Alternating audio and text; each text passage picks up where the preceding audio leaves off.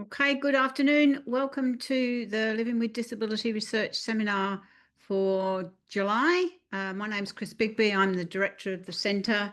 And I just want to start by acknowledging the traditional owners of the land on which I'm sitting at the moment, which is the land of the Wurundjeri people of the Kulin Nation in Melbourne, and acknowledge and pay my respects to their elders past and present. Those of you who've joined us before, the seminar is recorded and the recording will be available in a week or so on our website if you want to look at it again or if you missed some of it. If you want to make a comment or ask a question, you can put that into the Q&A and we'll come to some questions and comments when the speakers have finished.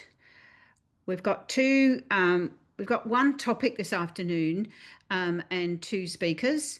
Tal Arrington-Bergman, who is a senior lecturer here at La Trobe, and Madeline Hill, who is the General Manager for Equity, Diversity and Inclusion at Randstad, are going to speak.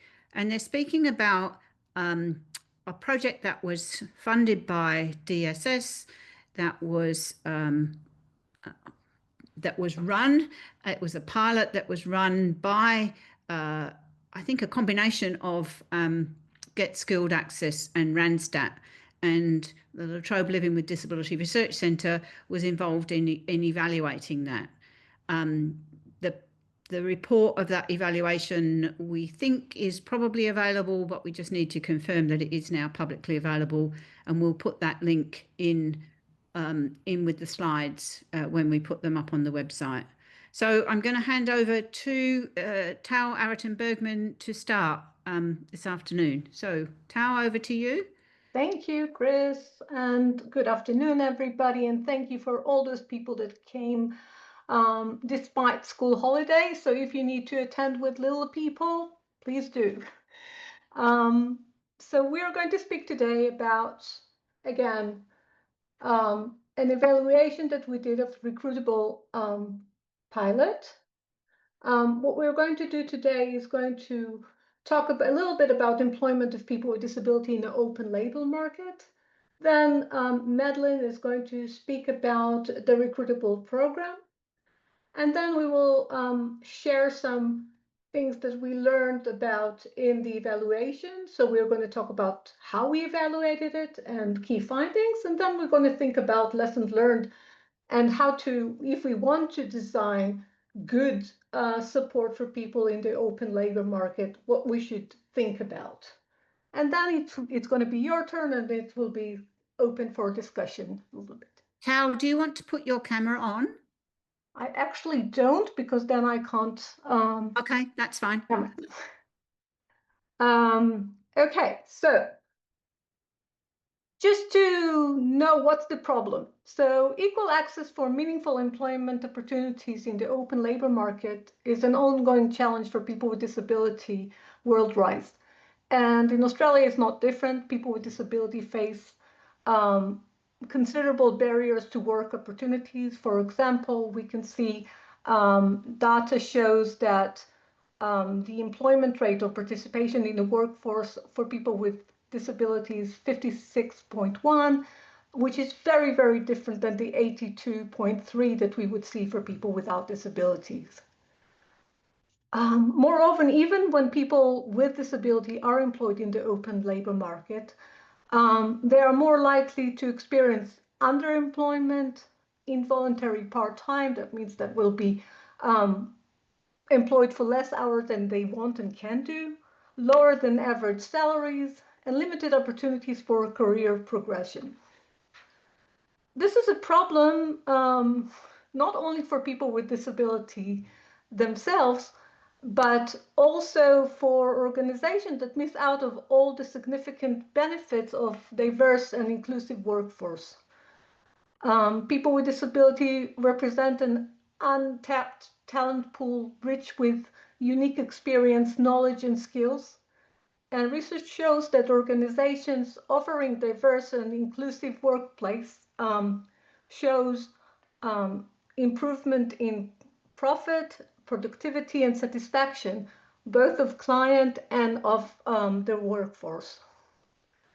And what is really concerning that although there is many investments in trying to get people into the workforce, we can see that studies indicate that despite the policy efforts and investments and programs, the employment and underemployment rates of workforce of working age Australian with disability have not changed over the past 30 years.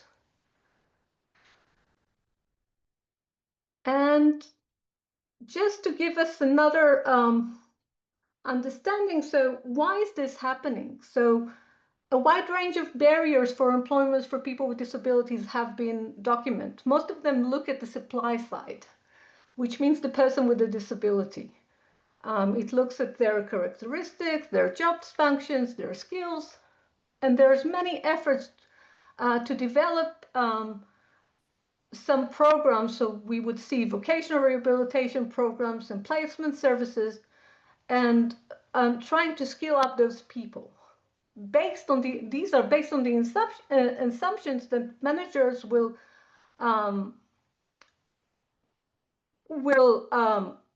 managers of positions that are difficult to fill would be receptive to hiring qualified people with disability as long as they are applicants had the necessary knowledge, skills, and abilities needed for the job. We know that that's not really true. That is very clear that in order to actually achieve meaningful employment outcome, we should definitely look at demand side factors that we can see that are listed here. Attitudes of employers, biases and misconceptions about employability of people with disabilities. We need to look at what's happening in the workplace. Is it accessible, or building or technologies or equipment for people with disability, different abilities? We need to look at policies and practices, how inclusive they are or supportive they are for people with disabilities. And we need to look at structural barriers like government policies and supportive legislation and think about how supportive they are for people with disability. Altogether, these are demand side factors.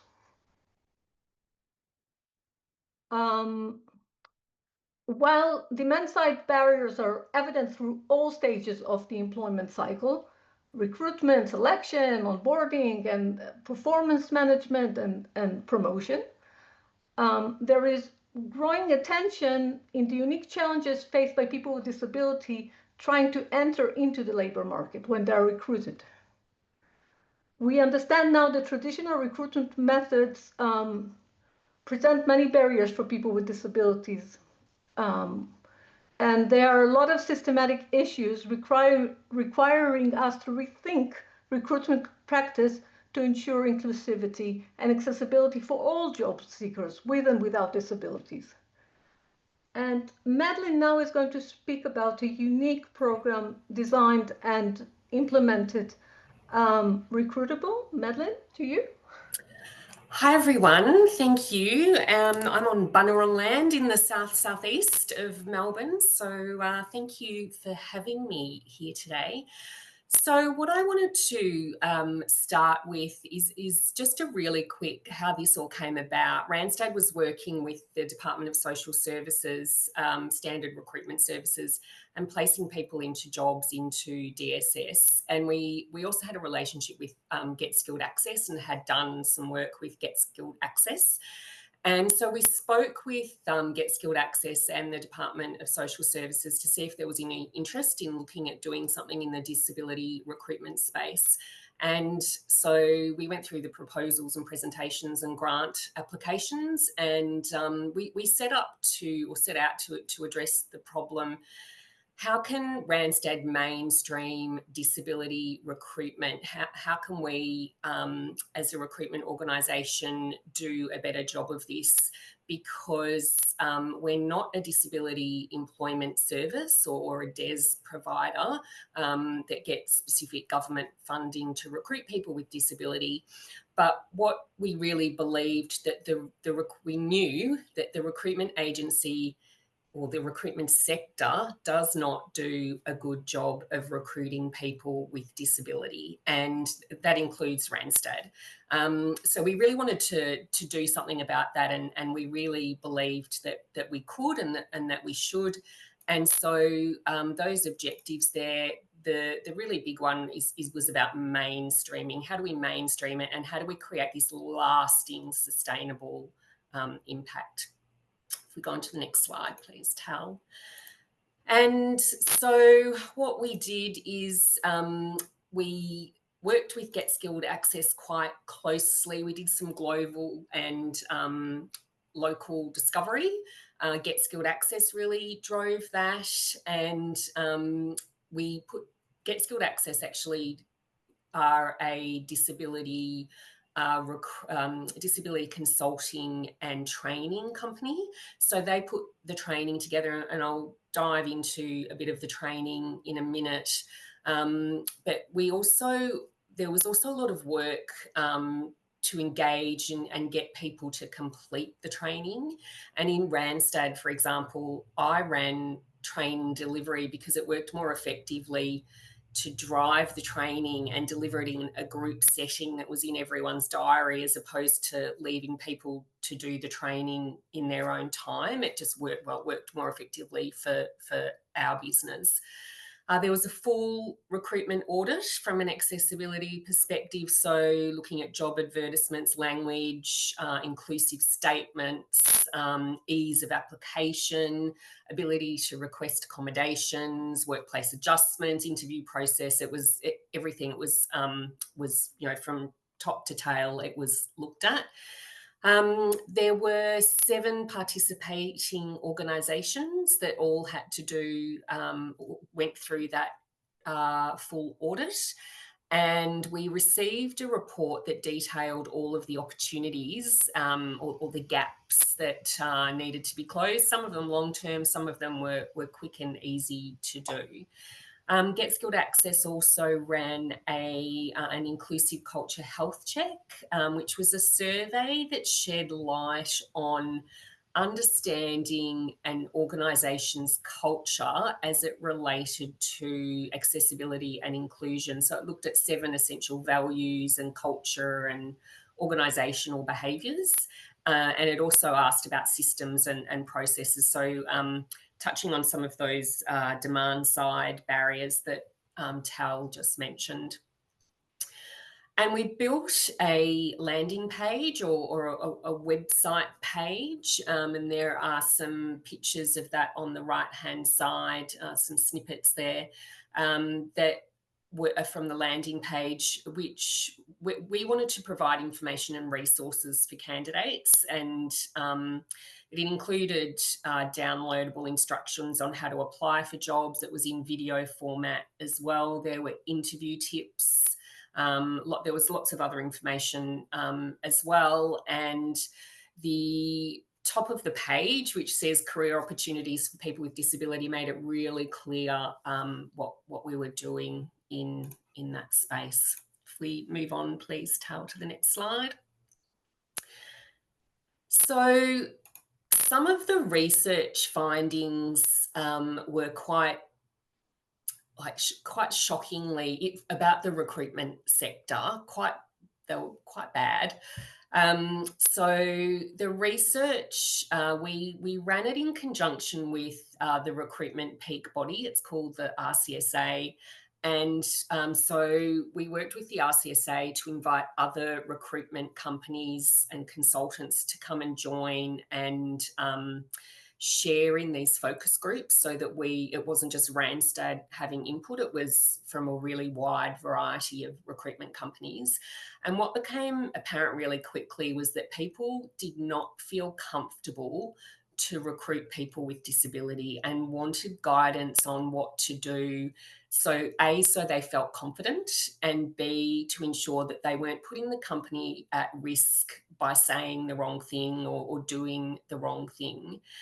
And it became also very clear that there was a real lack of information and training. Unless you have a lot of money spend to actually get training on disability awareness or how to recruit people with disability. It's actually really expensive.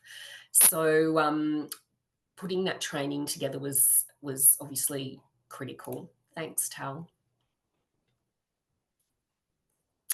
So these are some snippets of the training. So it covered working with people with disability, correct language to use, that more inclusive language was covered really comprehensively. It addressed the unconscious bias and misconceptions. There was a module that also covered what is an inclusive culture, what does that look and feel and sound like.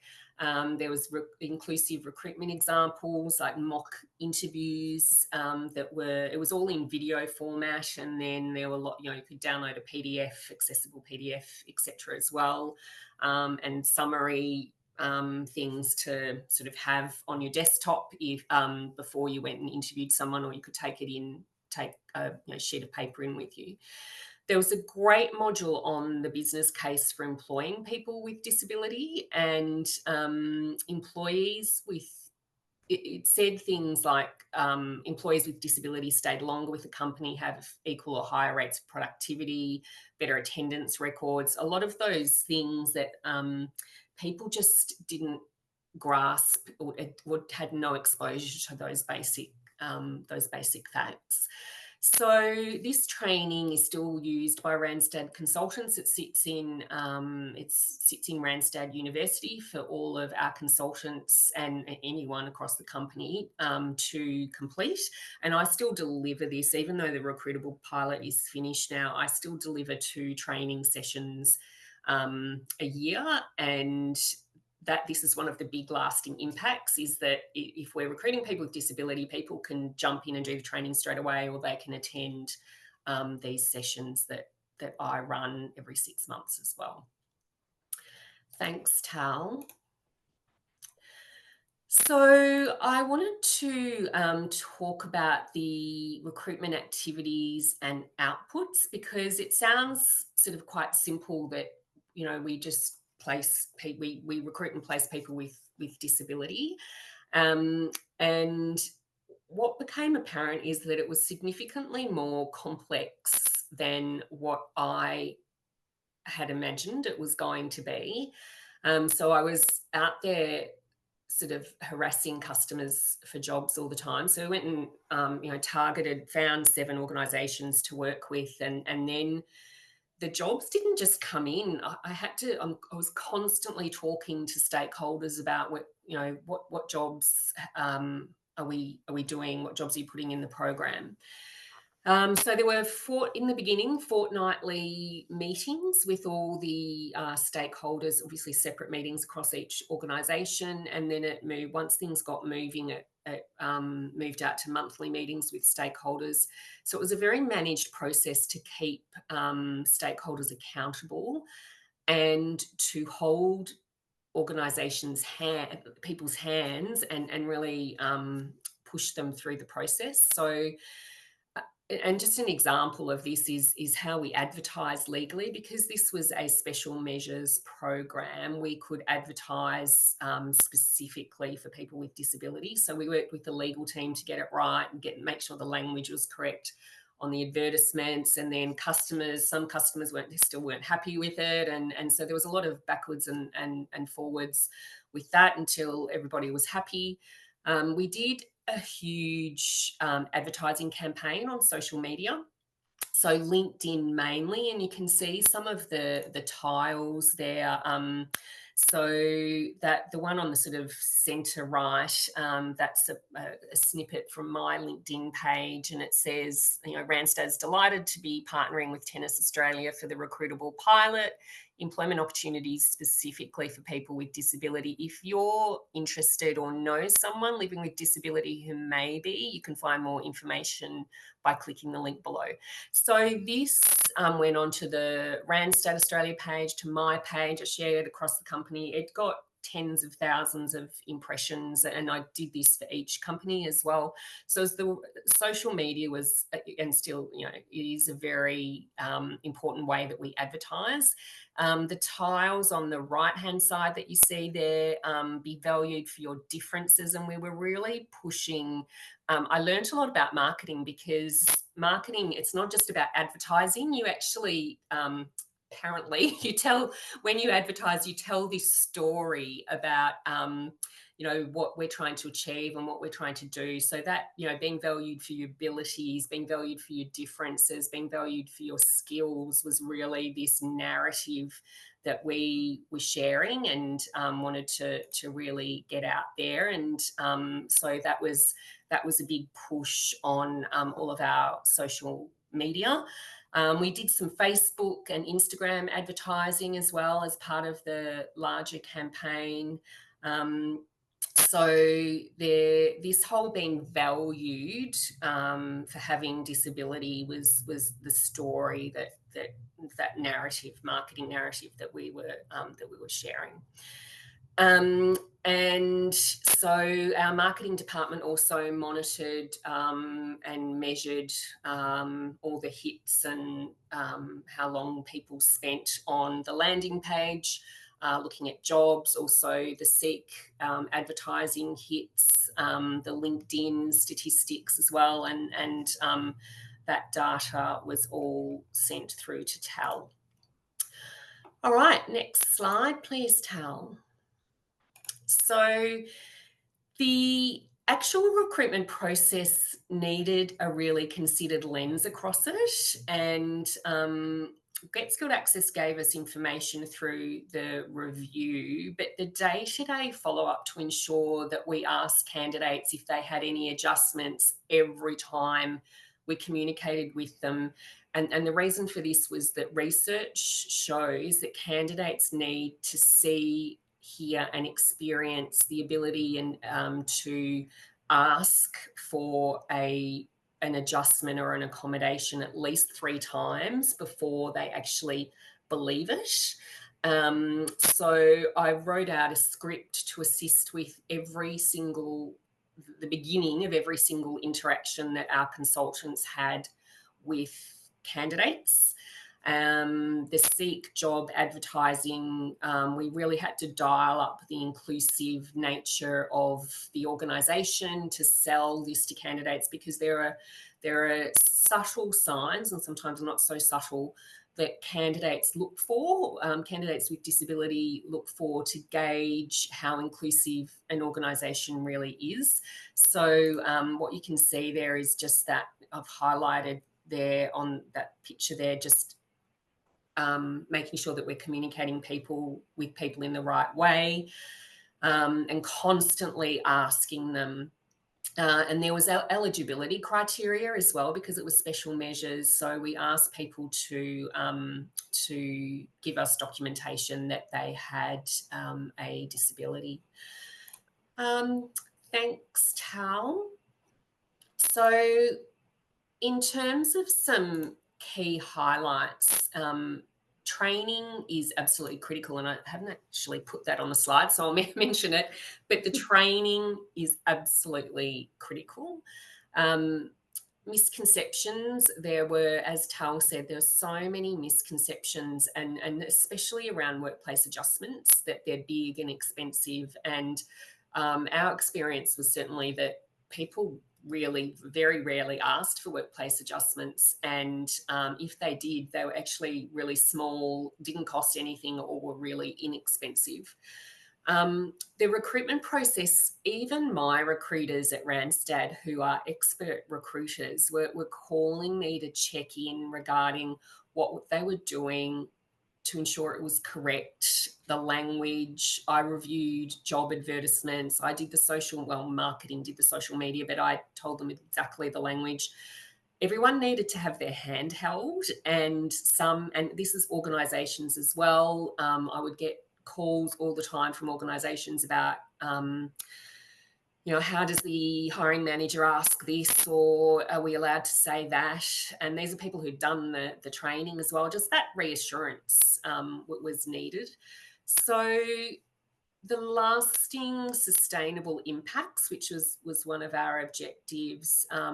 We have won a lot of work on the back of this pilot. We did a program with the Department of Industry, Science and Resources to recruit 20 people with disability.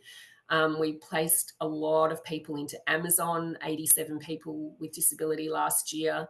We do work with Australia Post, and about 15% of the people it's a Christmas campaign that we place at Australia Post. About 15% of those people have disability.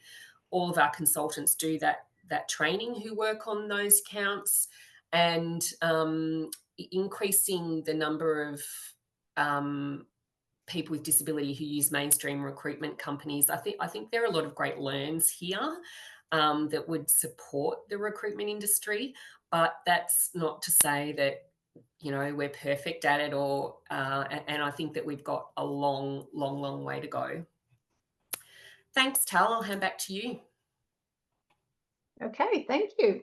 So I think that Madeline, you just shared some of the learning and some of the things that we learned, but I just want to think about how we learned that and what are we trying to achieve here. So we at Living with Disability Research Centre were commissioned to independently evaluate the pilot.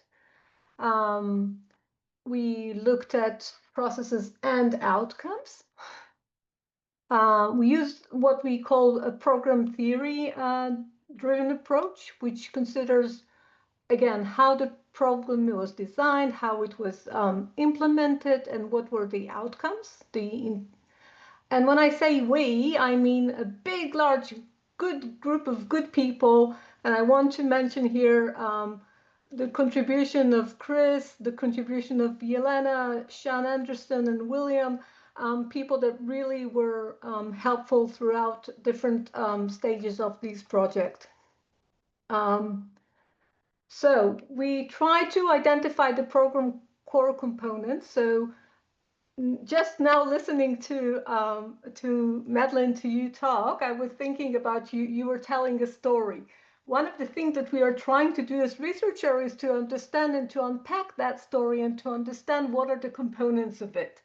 So we try to understand who are the target population, what are the purposes, what are the activities that you're actually going to do, what resources do you have and what do you need, and what are the intended outcomes. And then we looked at the outcomes themselves. We try to understand the theory of change. So how would that activities contribute to the outcomes?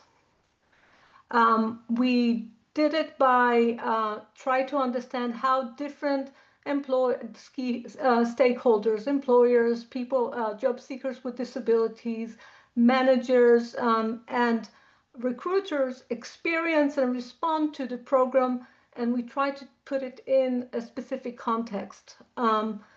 Different organization, different context, different times, different context. Needless to say, something like COVID-19 that comes and shuffles everything around. And then we try to examine the effectiveness and provide insight into what works for whom and why, and to make the mechanism that in which change should occur.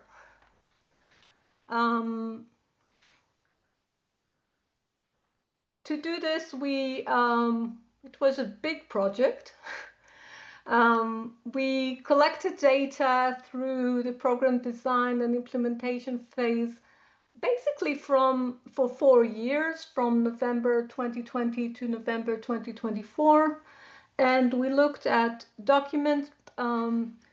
all kind of program documentation that the program leaders made available to us, design and plans, training materials, progress reports. We try to, again, as Madeline said, they send us all the analysis of recruitable online platforms and landing page. It provided us with the context of planned activities. It provided us with actually what happened with the implementation. and it helped us to monitor the data. We had a program review meeting every month. The leaders and I met, and we talked about what activity happened, decisions that they made, challenges, and how they adapted. And we spoke to 33 key people in the program, with employers, from senior executive HR managers and line managers, recruiters, and job seekers with disability who obtained employment through the program. So I just want to look at the big component and see what worked and what didn't work. So the first thing that I would talk about is the training and the resources that were developed for that. So the major developing and delivery of training and information resources to enhance knowledge, address negative attitudes or biases, and to build confidence in recruiting and employing people with disability among recruiters and employers. And Recruitable created a suite of online training, specifically 12 modules, online modules targeted at different staff roles and levels. They had fantastic videos, written guides, fact sheets on different topics, and as Madeline just spoke. These modules were rolled out across the 7 participating organizations. Total of 349 employers have completed it, and 412 recruiters have completed it.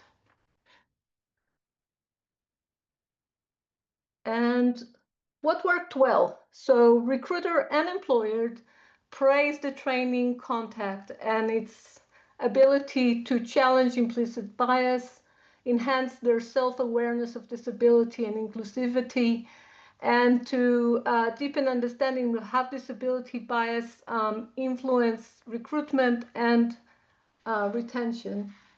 And I'm just going to give you a quote here. For me, diversity is important, but I never had the dictate hands to work with clients with disabilities before.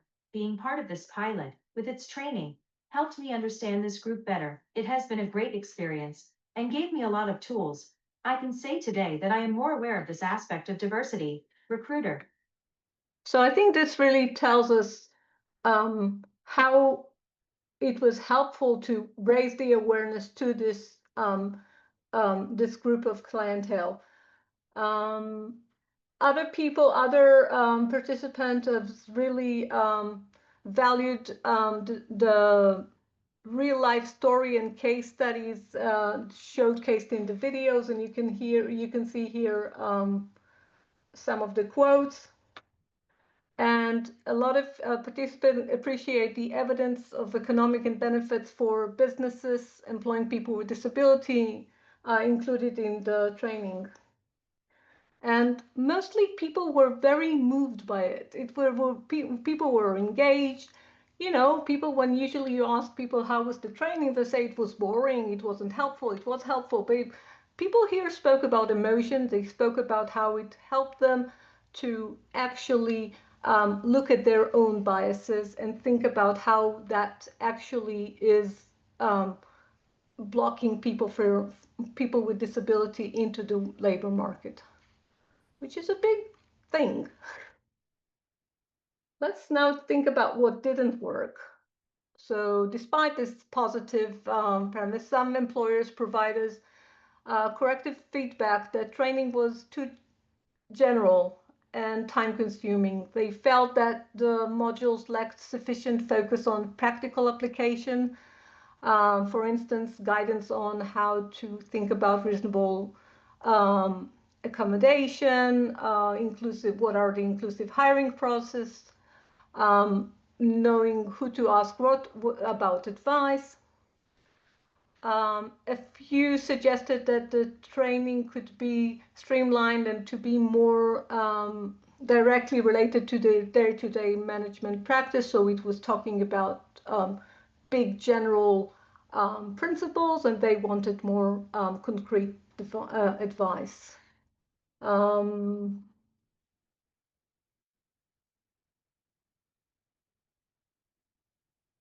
see if I can do this.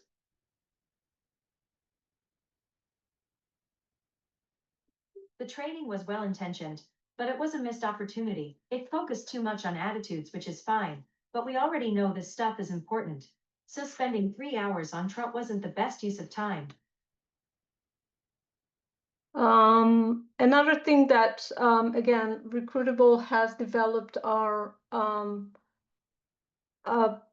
various tools and guides to assist job seekers in preparing their resume or navigating the interview. These resources were made available on the Recruitable microsite, but rarely were used. Many users were simply not aware of such resources existed, that did not know how to engage with them on the microsite. Which was a really interesting learning and thinking about how do we, again, there's a lot of fantastic resources out there. How do we make sure that they get to the right people at the right time? I wasn't aware that there were resources online. If I had known, I might have been able to better prepare myself for the process. Placed employee with disability. Okay. Another component of the process of Recruitable that Madeline spoke about is engaging with 7 organizations to assess their inclusive workplace culture. Recruitable work directly with employers to evaluate and how to evaluate their inclusive practice and to improve and to see whether they can improve it. 7 mainstream organizations engaged in the pilot represented a diverse range of sectors, size, and location. The broad engagement demonstrate the program's appeal and how this approach has actually was ranked relevant for many different organizations in different contexts. For participating employers, the program conducted a tailored assessment with the recruitment check and the culture health check. And based on those assumptions, the program provided each organization with a set of customized recommendation and action plan how to enhance their inclusivity. Employers generally really appreciated this tailored approach and noted that the practical specific recommendations were more useful than just generic advice, and that their step-by-step action items gave them confidence that they actually can do it, that it's something that is manageable.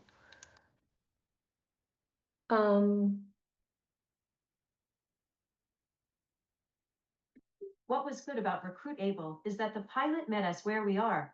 No cookie cutter approach. They took time to understand our business goals and help senior management think about how to align values with inclusive practices to get the best return on our investment.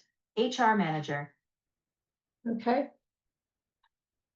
One thing that we need to think about is Recruitable is really complex program. It's not just training. It has activity targeted at every level of the recruitment process and every level of the organization.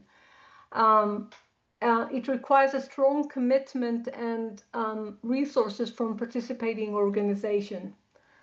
A key success factor was actually securing this senior management buy-in by all program activities. Hiring managers really over and over again said how appreciated they felt that they mean business. That means that it's really the hiring managers, the managers endorse this program and really want to make a change. They really liked the program multi-level approach, which addressed both operational processes, practical aspects of the organization, and policy.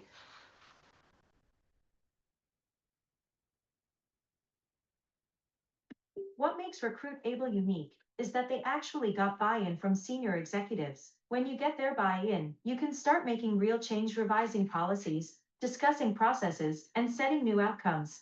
Hiring manager, employer. And they were successful in a way. So if we're thinking about all those things that were happening, we can see that Recruitable program had noticeable impact on organizational policies and practices. They fostered some shifts toward a more inclusive work culture. Several employers reported that they undertake HR policies. They talked about updating and creating new policies, like adjusted some recruitment procedures. Some started new initiative or as a result of the program.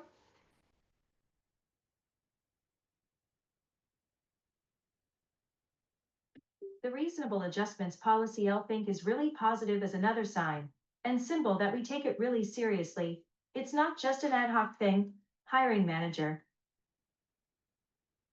So some hiring managers observed that they made significant changes in their own awareness and attitude, and they changed their daily practice.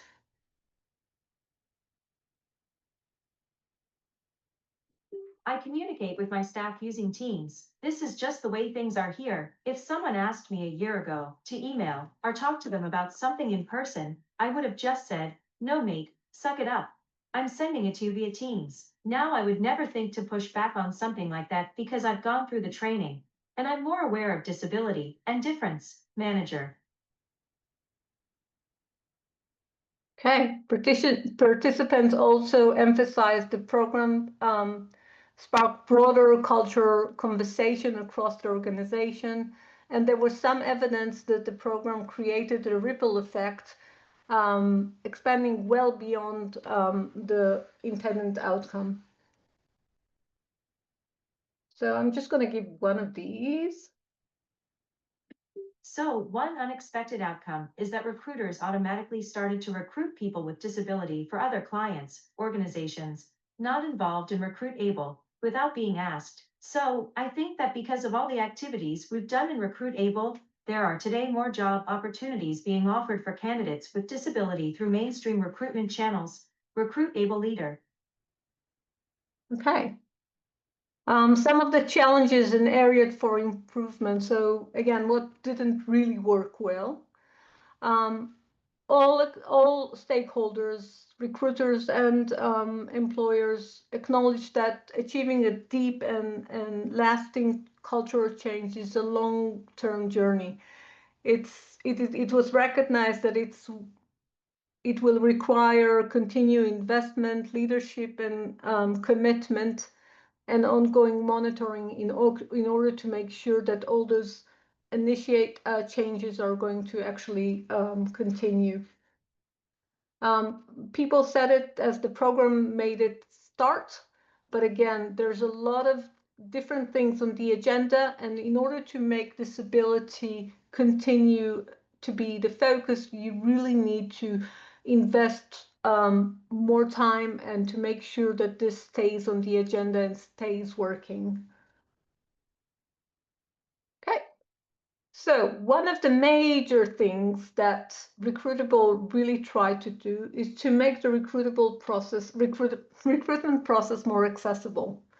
When I'm saying recruitment process, I mean several steps, and you have them with the beautiful wheel. The process starts with identifying the hiring needs and crafting the job descriptions.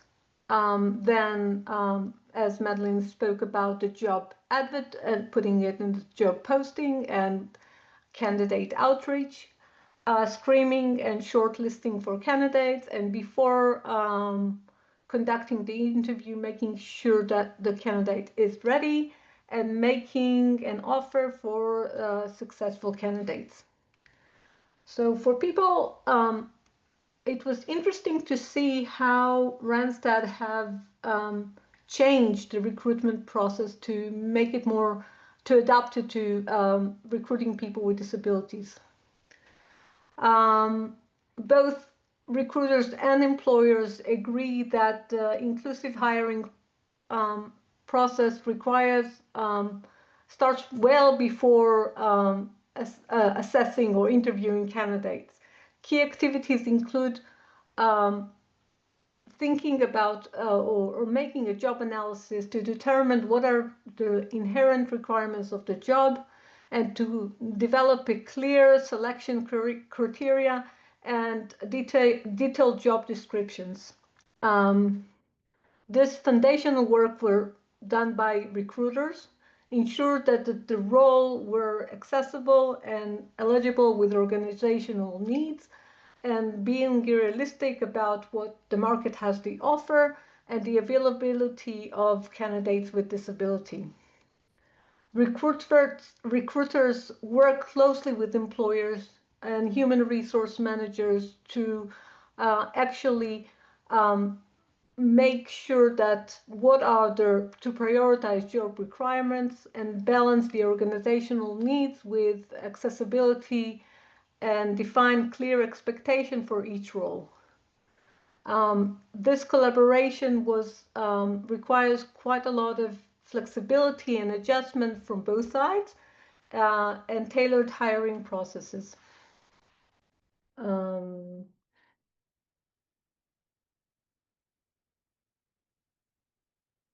We worked on reviewing the inherent requirements of positions. It's about tailoring a role to suit the skills of candidates while meeting the client's needs. It's a balancing act, recruiter. And we can see that employer really liked that collaborative approach, as it offered. Sometimes they made meaningful changes in how roles were defined, and they felt that this opened up new opportunities for a wider talent pool, and that was really meaningful for them as a business. And then job advertisement. I am not going to go into it very much because I think, Madeline, you said quite a lot about that. But what Randstad did is actually consulted legal, marketing, IT professional to ensure that all job advertisements are compliant with anti-discrimination laws and accessibility standards. They try to be appealing to people with disability to make sure that they know that they are welcome. They looked for appropriate wording, co-branding, and strategies, and to make sure that they reached the right, and they looked at different platforms to make sure that they reached the right people. It took a little bit of finding our way for how to style job ads, how we'll make them accessible, what type of wording we're going to use, how to brand, and what platforms we're going to be using. And it's important to me to say here that recruiters spoke quite a lot about how much work that was. We think it's quite straightforward. Okay, we're just going to advertise for people with disability. But actually it took a lot of thinking and a lot of consultation to get it right.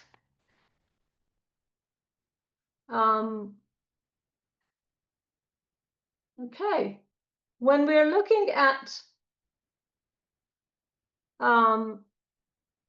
again the recruitment process and how it has been adjusted, we need to think about how it has been adjusted for Recruitable.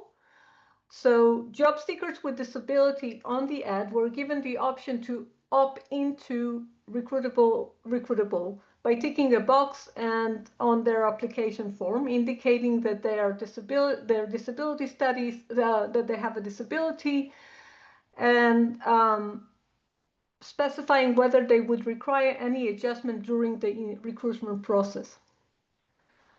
However, despite numerous efforts to clarify eligibility for job advertisement, the majority of applicants received were from job seekers without disabilities. And when you see the jobs, you will understand some of them were very, very prestigious jobs.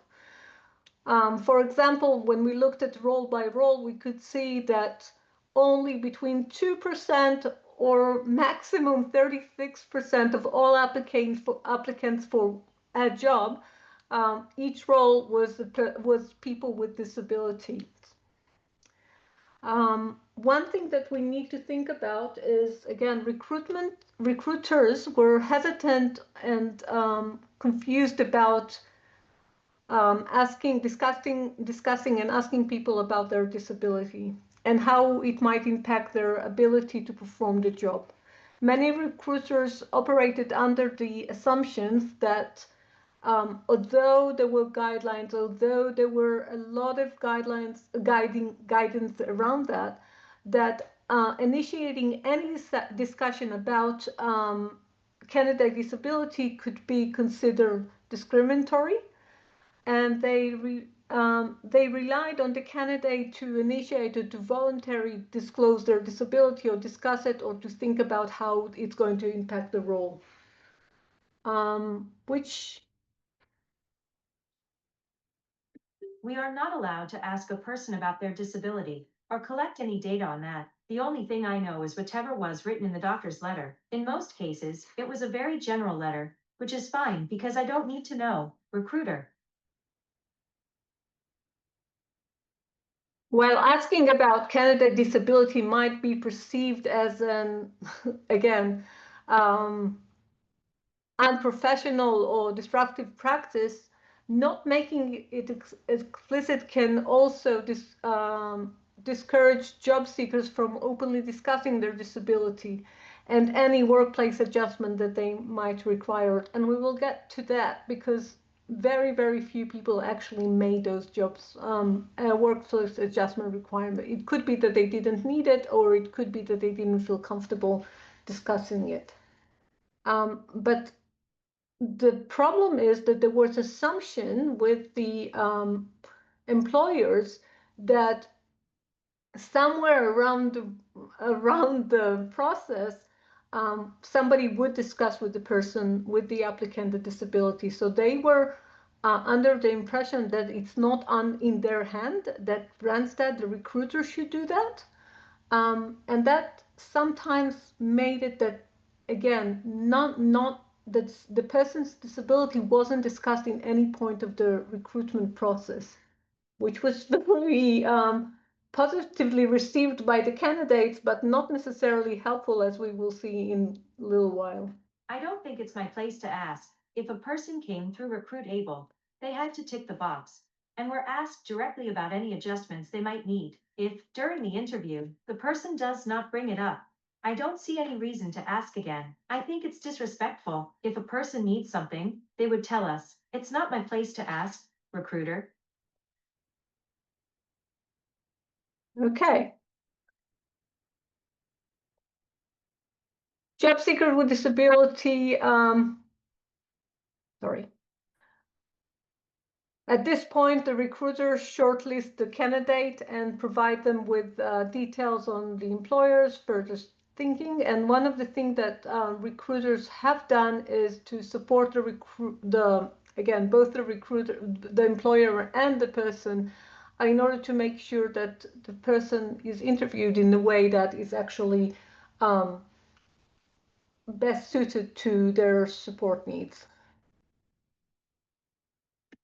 Give you an example. In Recruitable, we had one candidate and their disability. It affects their ability to make eye contact and be a little bit more engaging. So I really felt that without the employer knowing about that, they may actually judge them based on that interview performance and say, okay, it was a bad interview, not going to hire them. So in this case, I can work with the hiring manager. I said to them, this is a really good application. Maybe you should interview them over the phone. And it worked. They hired him, recruiter. Okay. Hiring managers shared mixed feeling about the process itself. Some praised the support and the people that actually were. They just said that they're doing a good job. Others felt that the guidance were insufficient. Some felt that Recruitable did not provide enough guidance on interviewing candidates with disability and how to get them into the onboarding, into the work place.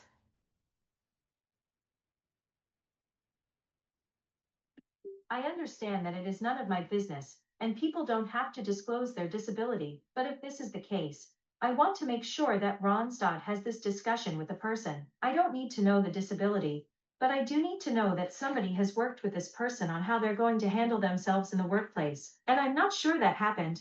Hiring manager.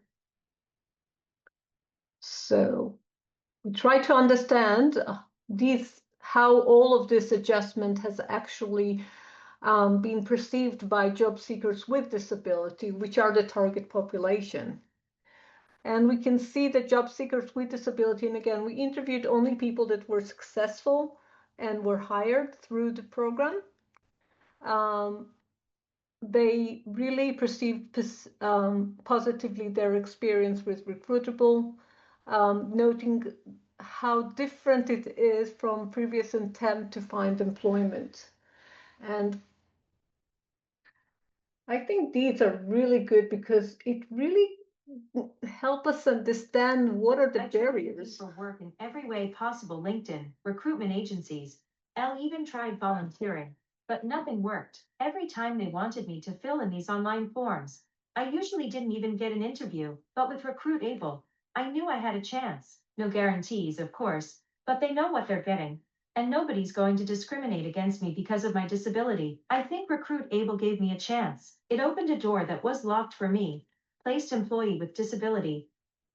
And participant highlighted how the professional approach addressed systemic barriers and gave them the renewed sense of opportunity and dignity in the recruitment process. And as a person with a disability looking for a job, I could tell you how fragile that is.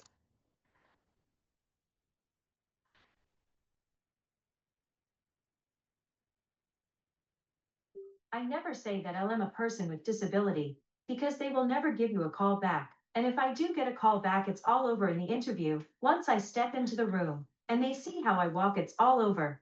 They ask me about my disability, they want to hear about the accident, and I get all this sympathy, but never the job. But with Recruitable, I needed to disclose my disability, and it was not easy for me. But I knew that because this is a job for people with disabilities, they're going to be professional. They were professionalized. They asked me about my experience. They asked for my references. Not one question about my disabilities. It was a great opportunity, so it was worth taking the risk. Placed employee with disability. Okay. Many participants described their interview experience as respectful and they felt welcome.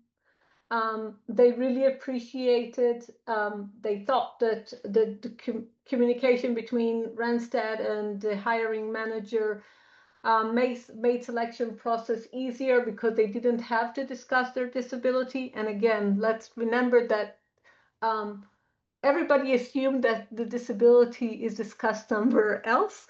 People with disabilities were very happy not to discuss their disability. They felt that actually people looked at their abilities and not their disabilities. But I do want to speak a little bit about something that we were kind of puzzled about the reasonable adjustments. So after a person is hired or during the person is hired, they can ask for reasonable adjustments. Job seekers with disability reflected positively on their experience. Oops, sorry. Only 2 employers hired through Recruitable requested reasonable adjustment during the recruitment process, and there is no follow-up data on accommodation or adjustment required post-placement. It seems that open communication about disability and, again, adjustments remains significant barriers, particularly between employees and employers. Participants describe environment where adjustments were either unavailable or difficult to request, and the recruiter, some of them didn't ask for it because of fear of being perceived as burden or risking their job security. And hiring managers also reported confusion and feeling ill-equipped to having this discussion about accommodation or adjustment.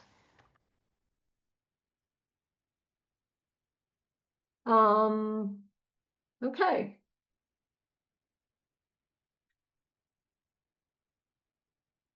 So one of the outcomes, the intended outcome, was to place 35 people with disability into roles. We can see that 40 roles were identified, and Madeline just started to tell you how difficult it was to identify those roles and to make sure that they're still there for a long run. Out of which 21 successfully filled by job seekers with disabilities. There were 19 that were not filled. Some of them were withdrawals from by the employer itself. Some didn't fill because people couldn't find an adequate person with a disability. But if you look at the roles, we can see that most positions were full-time and permanent. Salaries of this role range from 44,000 something for a part-time to $155,000 annually. The positions were offered in different levels. From entry levels or such as call centers or mailroom position that really didn't really require any prior experience or specialized skills, but that was only 20%. 80% were quite prestigious role, specialized niche that requires education, sometimes prior experience.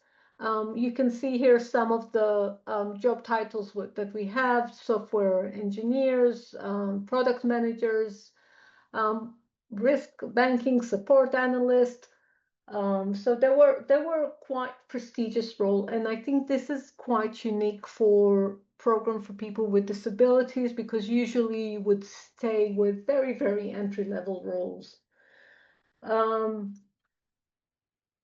Which take us to one of the things that, again, we need to think about, is that one of the intended outcome of was to recruit from untapped talent pool of job seekers with disabilities. The pilot made notable progress in, again, matching employees with disabilities into many organizations, a talent pool that has largely been overlooked by those employers before. However, Recruitable was less successful in reaching those individuals who further away from the labor market. Despite active efforts, the majority of job seekers who engaged with Recruitable were people already actively looking for work, who had often had prior work experience or had worked with recruitment agencies before, had previous experience with the roles. It must be noted that Randstad employed various strategies, included targeted campaigns, participating with disability employment agencies, tailored ads in social media, but these strategies did not yield the success that they were supposed to. they didn't reach people from more diverse background with different support needs. And analysis of our of all applicants and disability shows that 70% of applicants became aware of the program through mainstream platforms like Seek and LinkedIn.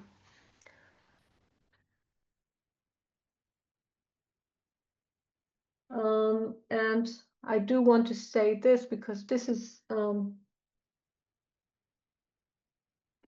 I am not in the disability employment space. You look for jobs, and if you see something, you jump on it. I long think this is the right program for people with more severe disabilities. It's not about support, it's about just opening the door and giving opportunities to people with the right skills. Placed employee with disability. okay. So I just want to conclude with a little bit of the lesson learned, and we'll go really, really quickly on that. I think that one of the things that we've seen is the importance of a tailored approach, and again, looking at all levels of the organization, getting the buy-in of all levels of the organization. It has been a very important key of success.